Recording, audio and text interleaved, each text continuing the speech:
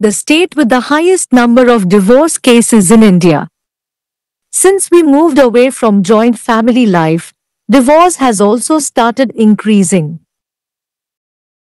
Statistics show that divorce cases have increased 3 times compared to the last 10 years. Some of the young couples who spend money, check their compatibility through horoscopes and astrology, and enter into a marriage that is conducted by family members, are breaking up due to quarrels without mutual understanding even at the place where they go for their honeymoon. Some of those who marry for love also get separated. It is a sad fact that many couples have come to the point of introducing a new culture of individual rights into the sacred relationship of husband and wife, which has no secrets, and leading to divorce. Since we moved away from joint family life, divorce has also started increasing. Due to this, there has been a forced situation to increase the number of courts. In India, 1. Maharashtra is the state with the highest number of divorce cases. Karnataka is in second place. Uttar Pradesh is in third place. West Bengal is in fourth place. Delhi is in fifth place. Tamil Nadu is in sixth place, which is a bit of a relief for Tamil Nadu. Statistics show that 50% of divorce cases in India are between the ages of 25 and 35, 35% are between the ages of 18 and 25, and 15% are above the age of 35. The main objective of the family court is to bring the couple who are filing for divorce back together with mutual understanding. The main idea of this court is that divorce should only be done in unavoidable circumstances. On this basis, counseling is provided to the couples who are seeking divorce through well-trained mental health counselors. However, it is worrying that both sides are losing their lives at a young age without giving room for compromise. The reckless courage of young women who think they can live without education, income, or any partner has created the danger of shriveling up the 1,000-year-old crop of marriage. Life is for living. No matter what the quarrel, everyone should realize that divorce is not the solution. Only then can the disease of divorce be eradicated. இந்தியாவிலேயே அதிக அளவில் விவாகரத்து வழக்குகள் பதிவாகும் மாநிலம். கூட்டு குடும்ப வாழ்க்கையில் இருந்து எப்போது நாம் விலகினோமோ அப்போது இருந்தே விவாகரத்தும் அதிகரிக்க தொடங்கிவிட்டது. கடந்த 10 ஆண்டுகளை ஒப்பிடுகையில் விவாகரத்து வழக்குகள் 3 மடங்கு அதிகரித்திருப்பது புள்ளிவிவரங்கள் மூலம் தெரிகிறது.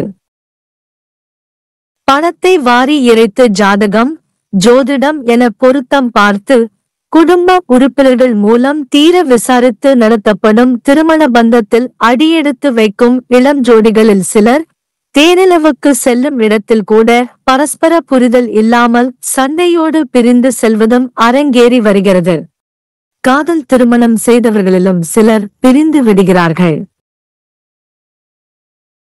ஒளிவு மறைவு இல்லாத கணவன் மனைவி என்ற புனிதமான உறவுக்குள் தனி உரிமை எனும் புது கலாசாரத்தை புகுத்தி விவாகரத்தில் கொண்டு போய் நிறுத்தும் அளவுக்கு பல தம்பதியர் வந்துவிட்டதும் வேதனைக்குரிய விஷயம்.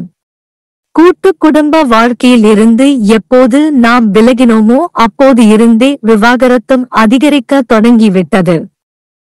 இதன் காரணமாக கோர்ட்டுகளின் எண்ணிக்கையை அதிகரிக்க வேண்டிய கட்டாய சூழலும் ஏற்பட்டு உள்ளது.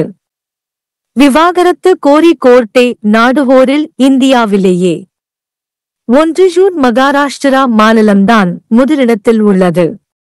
2வது இடத்தில் கர்நாடகாவும் 3வது இடத்தில் உத்தரப்பிரதேசமும் உள்ளது. 4வது இடத்தில் மேற்கு வங்காளம், 5வது இடத்தில் டெல்லி இருக்கிறது. தமிழகத்தை பொறுத்தமட்டில் சற்று ஆறுதல் அளிக்கும் வகையில் தமிழகம் 6வது இடத்தில் இருக்கிறது. இந்தியாவில் விவாகரத்து கோருவோரில் 25 முதல் 35 வயதுடையோர் 50%, 18 முதல் 25 வயதுடையோர் 35%, 35 வயதுக்கு மேல் 15% இருப்பதாக புள்ளி விவரங்கள் தெரிவிக்கின்றன. விவாகரத்து கோரி வழக்கு தொடரும் தம்பதியரை மீண்டும் பரஸ்பர புரிதலுடன் சேர்த்து வைக்க வேண்டும் என்பதுதான் குடும்பநல கோர்ட்டின் முக்கிய நோக்கம். தவிர்க்க முடியாத சூழலில்தான் விவாகரத்து என்ற நிலைக்கு செல்ல வேண்டும் என்பதுதான் இந்த கோர்ட்டின் மையக் கருத்து. இந்த அடிப்படையில்தான் நன்கு பயிற்சி பெற்ற மனநல ஆலோசகர்கள் மூலம் விவாகரத்து கோரி வரும் தம்பதியருக்கு கவுன்சிலிங் கொடுக்கப்படுகிறது. ஆனாலும் இருதரப்பும் சமரசத்துக்கு இடம் கொடுக்காமல் இளம் வயதிலேயே வாழ்க்கையை தொலைத்து வருவது கவலை அளிப்பதாகவே உள்ளது. படிப்பு, சம்பாத்தியம், யாருடைய துணையும் இன்றி வாழ முடியும் என்ற இளம்பெண்களின் அசட்டு தைரியம் திருமணம் எனும் 1000 காலத்து பயிர் முளையிலேயே கருகும் அபாயத்தை உருவாக்கிவிட்டது. வாழ்க்கை வாழ்வதற்கே. சண்டை சச்சரவு எதுவானாலும் விவாகரத்து தீர்வு இல்லை என்பதை ஒவ்வொருவரும் உணர வேண்டும். அப்போதுதான் விவாகரத்து எனும் நோயை விரட்ட முடியும். भारत में तलाक के सबसे अधिक मामलों वाला राज्य। जब से हम संयुक्त पारिवारिक जीवन से दूर हुए हैं, तलाक बढ़ने लगा है।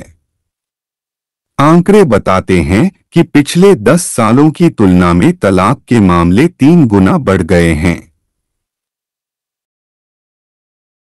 कुछ युवा जोड़े जो पैसा निवेश करते हैं और कुंडली और ज्योतिष के माध्यम से अनुकूलता की तलाश करते हैं और परिवार के सदस्यों के माध्यम से यहाँ तक कि अपने हनीमून पर भी शादी करते हैं, आपसी समझ के बिना झगड़ों के कारण टूट जाते हैं।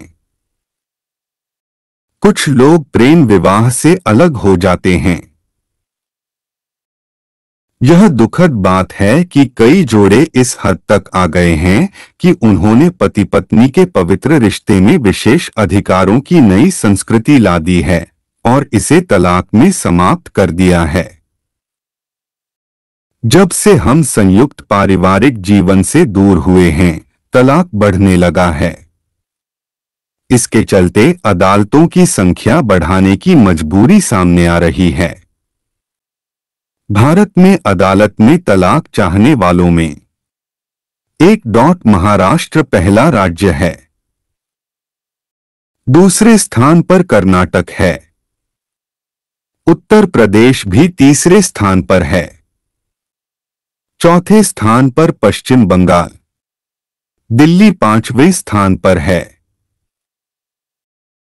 जहां तक तमिलनाडु का सवाल है, तमिलनाडु 6ठे स्थान पर है, जो कुछ सांत्वना देता है।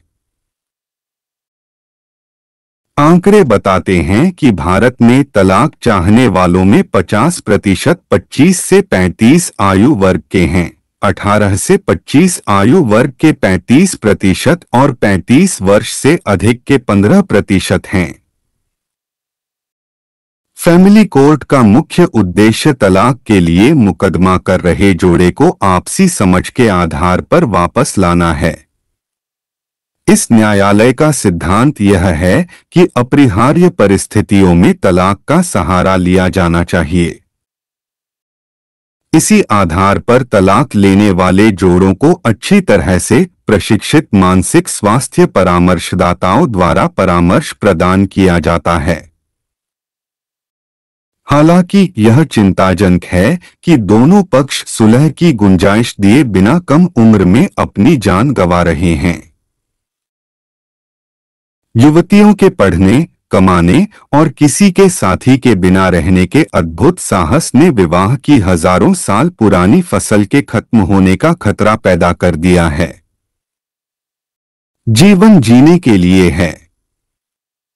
हर किसी को यह समझना चाहिए कि तलाक किसी भी झगड़े का समाधान नहीं है। तभी तलाक की बीमारी को भगाया जा सकता है।